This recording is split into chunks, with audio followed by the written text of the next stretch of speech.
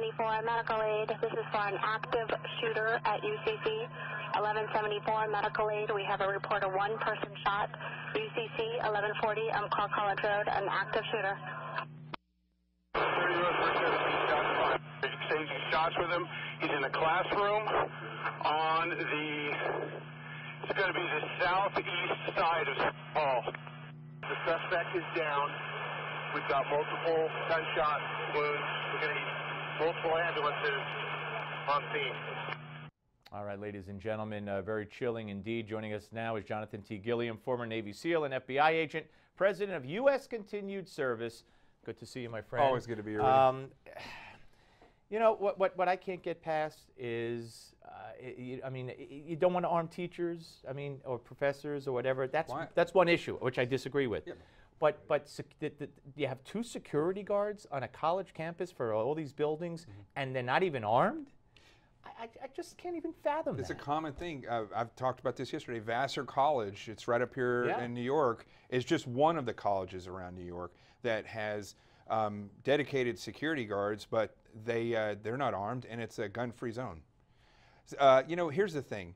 They're setting up, when we talk about the left liberal side, and I'm talking about the ultra left, the ACLU side, they sue for everything, right? That you criticize something, they're going to back you up and you get free legal advice. Right. I think it's time for people to start suing schools. I think this school should be sued for negligence. You have people come on to your campus and pay money to come there, and you don't provide the adequate, in this day and age, you don't provide adequate security, armed security against the highest level of force that could be used against the students. No, that's a very good point. That's a very interesting point. Now, the crazy law is you could bring it into the parking lot, but you can't bring it into the school. But, I mean, here's the thing, though.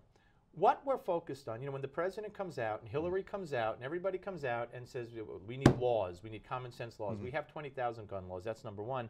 But they've yet to propose a law that would have, if enacted, would have stopped any of these mass shootings that they're talking about. Even background checks would not have stopped them. So what law? Take our guns away? There's no policy or law that any of these politicians are going to put in place that is effective. It's all incompetent, and it all has to do with whatever side they lean on. I mean, look, you know the old saying, there's nothing that's going to stop a gun except for another gun. I mean, that is the reality of day and age that we live in. Yesterday, 900,000 legal gun owners did not kill somebody. Okay, one guy, whether he got those weapons legal or not, entered into a facility where these gun owners were not allowed to defend. There were multiple people who could have carried in that school. And what took him down? A gun. And he came prepared for more damage, more carnage, but they got there in time. The guy with the gun got there in time. Right. You know, the policies and laws that are enacted, one thing that we as civilians have to realize is that everybody always says, well, this guy's behavior was odd, you know, and I put extremism and I put mental health kind of in the same boat, because there's always people that say, well, I knew something was wrong. Right. What there needs to be is a way for people to identify and talk to law enforcement, and law enforcement to have a matrix that they can put people on, because often they have multiple relationships with these people where they go in and interact with them multiple times. And law enforcement needs to be able to take these things seriously and not cast them aside. What do you mean if a civilian says, I think this guy's a little nuts? That's correct, yeah, because law enforcement... But that opens up a whole, I got a neighbor who doesn't like me, I got a viewer who doesn't like me, cops are knocking at my door. But see, when an officer goes and interacts with somebody like that, they're trained enough and they're on the street enough to know when somebody's actions and behaviors are good or bad.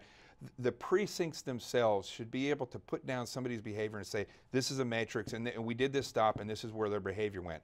And then what happens after multiple times, they're going to spark on that, and they could use that to go get a warrant based on probable cause or reasonable suspicion that this person may be violent, and go talk to them and get a warrant to go look at their computers, look at these things.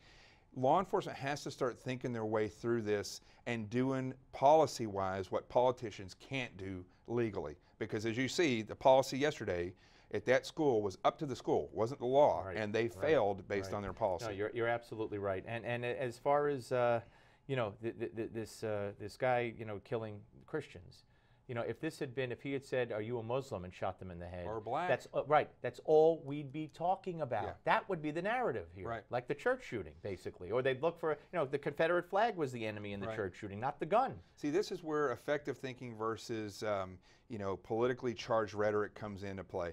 I like to use, not to, you know, compare this to any killing, but the thing when we passed gay rights.